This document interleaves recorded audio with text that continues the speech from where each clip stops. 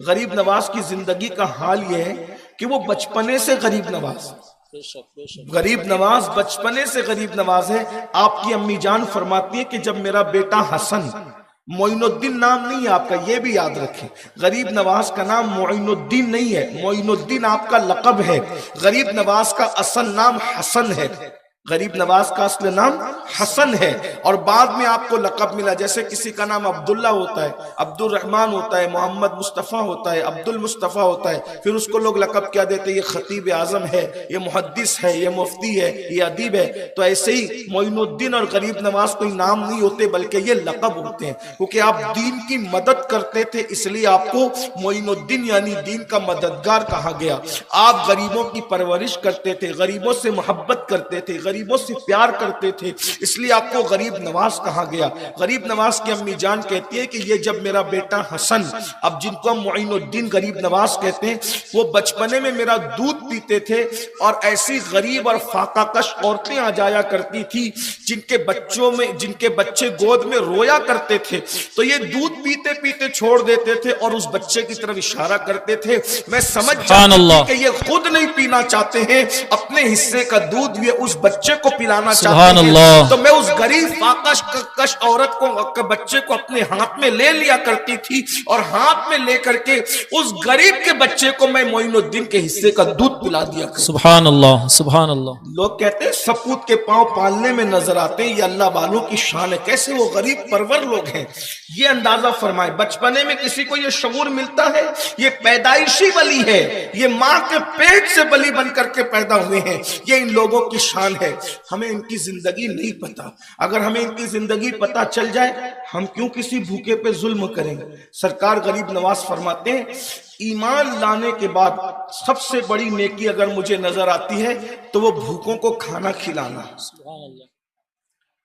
भूखों को खाना खिलाना। हदीस पाक बयान करते हैं गरीब नवाज कि जो बंदा किसी भूखे को, किसी मुसलमान को नहीं, भूखे को, अब भूखा आपको मुसलमान दिखे, काफिर दिखे, सिख दिखे, ईसाई दिखे, हिंदू दिखे, कोई भूखा दिखे, आपने जिसको खाना खिलाया, हदीस पाक में आता है जो भूखे को खाना खिलाएगा एक लुकमा, सिर्फ एक लुकमा, भूखे को एक लुकमा जो खिलाएगा उसके और जहन्नम के दरमियान अल्लाह 7 पर्दे गिरा देता है। कितने पर्दे? 7 पर्दे। और एक से दूसरे पर्दे के दरमियान 500 साल का फासला होता है। यानी आपने किसी भूखे को खाना खिलाया तो 3,500 साल दूर आपको जहन्नम से कर दिया जाता है। ये एक लुकमा खिलाने का अज्र है। जो पेट भर खिलाए अल्लाह ताला उसको माँ के पेट से ऐसे पाक कर देता है जैसे वो अभी अपनी माँ के पेट से पैदा हुआ। यूं गुनाहों से वो पाक हो जाता है, वो क्यों गुनाहों से पाक हो जाता है? जैसे अभी वो अपनी माँ के पेट से पैदा हुआ। ये अल्लाह उसको अजरता सब बख्श देता है, सारे गुनाह बख्श देता है। एक भूखे को खाना, जो एक भूखे को खाना खिलाए ये सिला है, जो कई भूखों को खिलाएगा अल्लाह उसको कितना अजर अता फरमाएगा। सुभान अल्लाह, सुभान अल्लाह। एक भूखे को खाना खिलाने वाला ऐसे पाक होता है जैसे माँ के पेट से पैदा होने वाला बच्चा गुनाह से, माँ के पेट से जो पैदा होता है उसके नामे अमाल में कोई गुनाह होता है? नहीं होता। ऐसे भूखे को खाना खिलाने वाला उसके नामे अमाल में भी कोई गुनाह है। इसीलिए सूफिया के यहाँ भूखे को खाना खिलाने की बड़ी अहमियत। भूखे को खिलाओ, वो किसी मजहब का, उसको भूखे को खिलाओ। एक बार एक काफिर इब्राहिम अलैहिस्सलाम के पास आया, आप खाना खा रहे थे और आपकी इब्राहिम अलैहिस्सलाम ने अपनी जिंदगी में कभी अकेले खाना नहीं खाया। इब्राहिम अलैहिस्सलाम की शान ये है, जिंदगी में कभी ये छुप छुप कर और छुपा के खाना मुसलमानों ने अभी शुरू किया है। दरवाजे बंद करके खाना, दरवाजे, मुसलमान ऐसे नहीं थे पहले। मुसलमान तो ऐसे थे कि अगर कोई अच्छा खाना बनाते थे तो हुजूर अलैहिस्सलाम की हदीस है, जब खाना अच्छा बनाओ तो एक प्याली पानी खाने में बढ़ाकर डालो ताकि तुम अपने पड़ोसी को भेज सको। अभी मुसलमानों को मजीद मुसलमान बनने की जरूरत। लोग तो माँ से भी छुप के खाते हैं। ये रातों को जो काली थैलियां जाती है ना घरों में मिठाइयों की, ये माँ बाप से छुपा के ले जाते हैं लड़के लोग। हंसने की बात नहीं, माँ बाप से छुपा के ले जाते। कभी तो वो दौर था कि माँ बाप हमारे लिए मिठाइयाँ छुपा के रखते थे कि मेरा बेटा स्कूल से आएगा तो हम खिलाएंगे, और अब वो दिन आ गए कि दीन नहीं पता है ना, दीन नहीं पता, इसलिए दिन वो आ गए कि इसके मशहूर मिठाइयाँ जाती है लेकिन वो रात में 12 के बाद जाती ताकि माँ सो चुकी हो, बाप सो चुका हो। सोचिए तो सही, माँ बाप को सिला क्या दे रहे हैं लोग, ये हाल है। लोग अपनी दौलत भी माँ बाप से छुपाते हैं, लोग अपनी प्रॉपर्टी भी माँ बाप से छुपाते हैं, ये हालात। बहरहाल जब एक आम मुसलमान का इतना ख्याल करने का इस्लाम हुक्म देता है तो फिर माँ बाप का दर्जा क्या है, इसकी तो कोई मिसाल ही नहीं है। बल्कि मैं उन्वान से हटना नहीं चाहता, गरीब नवाजी पर मैं बयान करना चाहता हूँ। कल भी पूरी गुफ्तगू कुरान शरीफ पे हो गई तो उन्वान गरीब नवाज था, लेकिन बहरहाल उन्हीं के मुतालिक कुरान शरीफ पे बात हो गई। मगर मैं ये चाहता हूँ कि आज आपको गरीब नवाज की जिंदगी भी पता चले तो आपको एहसास हो कि हम औलिया अल्लाह से वाकई दूर हैं। मोहब्बत का दावा करने के बाद भी हम उनकी मोहब्बतों से दूर हैं। लेकिन माँ बाप की बात आई तो इतना जरूर कह दूं, आप हाजी बन जाएं, नमाजी बन जाएं, हर साल उम्रा करें, हर साल हज करें, रात रात भर कुरान की तिलावत करें, तहज्जुद पढ़ें, इशराक पढ़ें, चाश्त पढ़ें, कितनी लंबी दाढ़ी कर लें, कितनी खूबसूरत टोपी पहन ले, मस्जिदें बना ले, मदरसे बना ले, दवाखाने बना ले, स्कूल बना ले, भूखों को खाना खिला दे, शहीद हो जाए, आप कुछ भी कर ले, मर जाए अल्लाह की राह में, शहीद हो जाए, फिर भी अल्लाह के रसूल अलैहि सलाम फरमाते हैं अगर तेरे माँ बाप तुझसे राजी है तो अल्लाह तुझसे राजी है, और अगर माँ बाप तुझसे नाराज है तो अल्लाह तुझसे नाराज। तू कुछ भी कर दे, समझ। हत्ता कि यहां तक फरमाया कि तू शहीद भी हो जाए और माँ बाप या दोनों में से कोई एक भी नाराज हो तो शहीद होकर भी तू जन्नत में दाखिल नहीं हो सकता जब तक तेरे माँ बाप को तू राजी न कर। शहादत के बाद भी जन्नत नहीं है माँ बाप के नाफरमानों के लिए। ये दीन है, ये दीन है, ये अहदीस है, रसूलुल्लाह की हदीस है। अलबत्ता शहीद के लिए इतनी वजाहत जरूर कर दूं ताकि बात अधूरी न रह जाए। शहीद मरेगा और माँ बाप नाराज है तब मरेगा तो जन्नत में नहीं जाएगा, लेकिन चूंकि शहीद हो गया है इसलिए जहन्नम से भी रोक लिया जाएगा क्योंकि शहीद हुआ है, लेकिन जन्नत भी नहीं मिलेगी। जन्नत और जहन्नम के दरमियान एक मकाम है जिसको मकाम आराफ कहते हैं, उसमें रखा जाएगा और अल्लाह शहीद को कहेगा तेरे माँ बाप को तू राजी कर ले, अगर तूने राजी कर लिया तो तेरे लिए जन्नत, वरना कुत्ते को पानी पिलाने वाला जन्नत पा गया, शहीद होकर शहीद को जन्नत ना मिली, सिर्फ इस वजह से कि माँ नाराज है या बाप नाराज। कुछ लोग कहते हैं मेरा बाप तो अनपढ़ है, मेरी माँ तो अनपढ़ है, मेरा बाप तो शराबी है, मेरी माँ तो जुआरी है, ये उनकी कैसे ताजीम करूं? माँ बाप की ताजीम नेक होने की वजह से नहीं है, माँ बाप की ताजीम नेक होने की वजह से नहीं है, माँ बाप की ताजीम नमाजी होने की वजह से नहीं है, बल्कि माँ बाप की ताजीम मोमिन होने की वजह से भी नहीं है, माँ बाप की ताजीम सिर्फ माँ बाप होने की वजह से। सुभान अल्लाह। इसलिए कि माज़अल्लाह अल्लाह ना करे अगर किसी के माँ बाप काफिर भी हों तो भी इस्लाम कहता है कि उनके साथ हुस्ने सुलूक किया जाएगा, उनको छोड़ा नहीं जाएगा। ये दीन है, छोड़ दिया लोगों ने।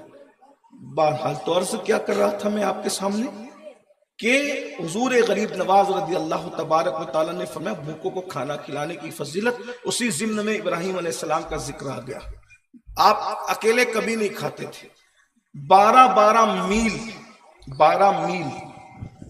मील को अगर आज आप समेटने की कोशिश करेंगे तो मेरे अंदाजे के मुताबिक 15 किलोमीटर से जायद बनती है, उससे जायद बनती। इतना दूर फिरते थे, अगर कोई साथ में खाने नहीं मिलता था ढूंढ के लाते थे। एक दिन खा रहे थे, मशहूर था कि इब्राहिम अलैहिस्सलाम लोगों को खाना खिलाते हैं तो काफिर आ गया दरवाजे पर। इब्राहिम अलैहिस्सलाम ने सोचा कि ये काफिर है, आपने उसको खाना नहीं खिलाया और उसको भगा दिया, कच्चा जा यहाँ से, तू काफिर है, मैं तुझे नहीं खिलाता। अल्लाह ताला ने फौरन जिब्रील अलैहिस्सलाम को भेजा और फरमाया इब्राहिम से पूछो मेरे बंदे तू इसको खाना क्यों नहीं खिलाता, क्यों भगा दिया? तो इब्राहिम अलैहिस्सलाम ने कहा अल्लाह वो काफिर था इसलिए मैंने उसको भगा दिया। तो अल्लाह ने फरमाया उसकी उम्र कितनी होगी? तो कहा कि वो तो 40 से ज्यादा ही लगता था।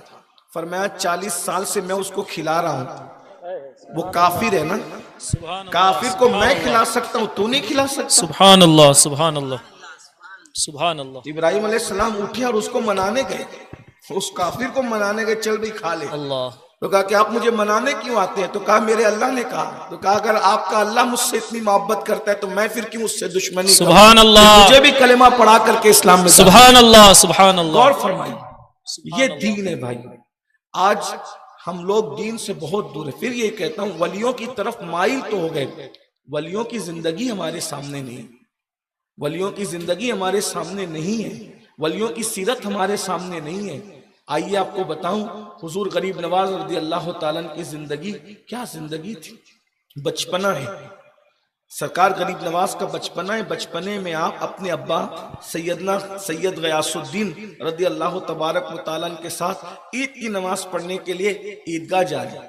देखा एक छोटा सा बच्चा रो रहा है, अब्बा की उंगली छोड़ दी, बच्चे के पास गए और जब वापस आए तो गरीब नवाज के ऊपर का कुर्ता उनके बदन पर नहीं था। बनेगा तेरा कुर्ता क्या हुआ? वो अर्ज की के बाबा जान, वो गरीब का बच्चा कपड़ों की वजह से रो रहा था, मैंने उसको अपने कपड़े पहना दिए, क्योंकि मेरे नाना मुस्तफ़ा जान रहमत ने भी एक यतीम को ईद के दिन कपड़े पहनाए थे, तो मैंने भी ये सुन्नत समझ करके उसको अपने कपड़े पहना दिए और फिर वापस तशरीफ ले गए। आप गौर कीजिए, ये वो लोग हैं। सरकार गरीब नवाज रज़ी अल्लाह ताला फरमाते हैं, अल्लाह के नजदीक मोमिन को जलील करने से बड़ा कोई गुनाह नहीं है। अल्लाहु अकबर। अल्लाह के नजदीक सबसे बड़ा गुनाह किसी मुसलमान को, मोमिन को जलील करना, उसका दिल दुखाना, उसके दिल को तकलीफ पहुंचाना है। गरीब नवाज फरमाते हैं, तुम में का कोई उस वक्त तक अल्लाह का कुर्ब हासिल नहीं कर सकता जब तक लोगों का दिल खुश न करे, इसलिए कि अल्लाह तक पहुंचने का रास्ता लोगों के दिल से होकर गुजरता है। लोगों के दिलों को खुश करो, उसी रास्ते से तुम अल्लाह तक पहुंच सकते हो, उसके अलावा अल्लाह तक नहीं पहुंच सकते। और दिल खुश करने के लिए क्या क्या किया उन्होंने, अब सुनिए। एक मर्तबा एक किसान हुजूर गरीब नवाज के पास आया। किसान गरीब नवाज के पास आया और कहने लगा कि हुजूर, मैंने सुना है कि जो हमारा बादशाह है हिंदुस्तान का, जिसे दुनिया शमसुद्दीन अल्तमश कहती है, वो आपके मुरीद का मुरीद है। ध्यान से सुनिए, वो आपके मुरीद का मुरीद है। तो मुझ पर टैक्स बहुत ज्यादा लगा दिया है बादशाह ने, अगर आप मेरी सिफारिश कर देंगे तो आपकी बात नहीं कटेगी। गरीब नवाज रज़ी अल्लाह ताला ने फरमाया, ठीक है, तुम तैयार होकर आओ, मैं तुम्हारे साथ दिल्ली चलूंगा और मैं खुद बात करूंगा। यानी कोई लेटर नहीं दिया, कोई खत नहीं दिया। ये बात आज मुसलमानों के दिलो दिमाग में बैठनी चाहिए। हमारे पास कोई आता है मुसीबत लेके, हम सर पे हाथ पर कहते हैं अल्लाह तेरी मुसीबत दूर कर दो, हालांकि वो मुसीबत हम दूर करने की ताकत रखते हैं। देखिए, जिस चीज की आपके अंदर ताकत है, सिर्फ दुआ से काम मत लीजिए, ये टालना हुआ। क्या गरीब नवाज की दुआ से काम नहीं बन सकता था? लेकिन जो बंदा दुआ कर सकता है वो दुआ करे, जो दवा कर सकता है उसको दवा करना चाहिए, जो सिफारिश कर सकता है उसको सिफारिश करना चाहिए, जो हिस्सा ले सकता है उसको हिस्सा लेना चाहिए। हमारे पास कोई आया, मेरी बच्ची की शादी इंतजाम नहीं है, हम दुआ करते हैं जा अल्लाह इंतजाम कर दे। अरे मेरे भाई, दुआ के साथ हुजूर की सुन्नत है, कुछ दे सकता है तो दे। आज बहुत शोर है, पूरे हिंदुस्तान में शोर है कि मुसलमानों की बेटियां भाग रही हैं। मैंने कहा क्यों भाग रही? कोई है उनकी मदद करने वाला? भागने वालों की मैं सिफारिश नहीं कर रहा हूं, उनका सपोर्ट नहीं कर रहा हूं, लेकिन है कोई उनकी मदद करने वाला? उनको शौक है भागने का। वो 30-30, 35-35 साल की हो जाती है, किसी को के कानों पे जूं नहीं रेंगता है कि उनको रिश्ते आए। हर आदमी तो अपनी बेटी के रिश्ते के चक्कर में फंसा है ना, वो पड़ोस की बेटी के रिश्ते का कब सोचता है? हर आदमी को तो अपने बेटा बेटी का मुस्तकबिल को देखना है ना, वो पड़ोसी के मुस्तकबिल को कब देखता है? रिश्तेदारों के मुस्तकबिल को कब देखता है? हम तो सोचते हैं कि हम सिर्फ अपने ही लिए पैदा हुए हैं, किसी और से हमारा ताल्लुक क्या है? बल्कि लोग कहते हैं यार अपने अपने में रहो, किसी के चक्कर में ना पड़ो। ये दकियानुसियत है, किसी के चक्कर में ना पड़ो। इस्लाम ये कहता है जो अपने लिए पसंद करो वही अपने मोमिन भाई के लिए पसंद करो। जब मैं चाहता हूं कि मेरी बेटी के लिए अच्छा रिश्ता आना चाहिए, उसके लिए मैं रातों दिन मेहनत कर रहा हूं, तो पड़ोस की बेटी के लिए भी मुझे उसी तरह रातों दिन मेहनत करना चाहिए जैसे मैं अपनी बेटी के लिए मेहनत कर रहा हूं। मैं अपने भाई की बेटी के लिए भी ऐसे ही फिक्रमंद रहूं जैसे मैं अपनी बेटी के लिए फिक्रमंद हूं। मैं अपने दोस्तों की बेटियों के लिए भी ऐसे ही फिक्रमंद रहूं जैसे मैं अपनी बेटी के लिए फिक्रमंद हूं, क्योंकि मेरे नबी ने फरमाया मोमिन की शान ये है कि वो अपने लिए जो पसंद करता है वही वो अपने मोमिन भाई के लिए पसंद करता है। जब मेरी ख्वाहिश ये है कि मेरे बेटा बेटी की शादी अच्छे से हो, अल्लाह ने मुझे नवाजा तो मैं कोशिश करूं कि मेरे पड़ोसी के घर भी शादी अच्छे से हो, मेरे भाई के घर भी शादी अच्छे से हो, मेरे दूसरे दोस्तों के घर भी शादी अच्छे से हो। ये चीज खत्म हो रही है। इसीलिए जब हम कोई किसी की मदद नहीं करते तो आखिरी में कहां तक जा कि कोई भाग रहा है, कोई मुर्तद हो रहा है, कोई कुफ्र की तरफ जा रहा है, कोई शिर्क की तरफ जा रहा है, लोग किसी का पुरसान हाल नहीं। ये हालात पैदा हो गए। एक वो बचा कुचा एक हक था गरीबों का, ज़कात और फितरे की शक्ल में, तो उसमें भी लोग जो है अब इस कदर उस पर मुसल्लत हो गए कि अब वो गरीब तक पहुंच भी नहीं पा रहा है, नहीं पहुंच पाता है। अब लोगों का हाल ही हो गया कि अगर कोई अखबार छाप रहा है तो भी वो ज़कात की रकम से छाप रहा है, कोई किताब छाप रहा है तो वो भी ज़कात की रकम से छाप रहा है। इसी तरीके से कोई कुछ काम कर रहा है तो भी भाई ज़कात तो गरीबों का हक था। और हिंदुस्तान में इस्लामी हुकूमत के खात्मे के लिए उलमाए किराम ने बस इतनी इजाजत दी थी कि तालीम के नाम पे खर्चा करो। अब तो मस्जिद भी बन रही है तो ज़कात के पैसों से ही लोग बना रहे हैं उसको, कब अखबार भी छापना, तो गरीबों को कब मिलेगा ये? मदारिस में देने की बात है तो चलें, उस पर तो कोई बात नहीं, हम अपने उलमा के पीछे, हम उस पर कोई बात नहीं करते, हम अपने उलमा की कभी मुखालफत नहीं कर सकते। लेकिन छोटे छोटे काम जो यूं भी हो सकते थे उसमें भी लोगों ने ज़कात को, बल्कि तो अब तो कुछ लोग ऐसे भी हो गए कि जो ज़कात वसूल करके खुद ही खा जाते हैं, गरीबों के हाथ में कब पहुंचे? यही ज़कात थी जो गुर्बत दूर कर सकती, यही फितरा था जो गुर्बत दूर कर सकता, वो भी चला गया, गरीबों का हक वो भी छीन लिया गया। बहरहाल अपने भी खफा मुझसे है, बेगाने भी है नाखुश, मैं ज़ैर हला हल को कभी कह न सका कम।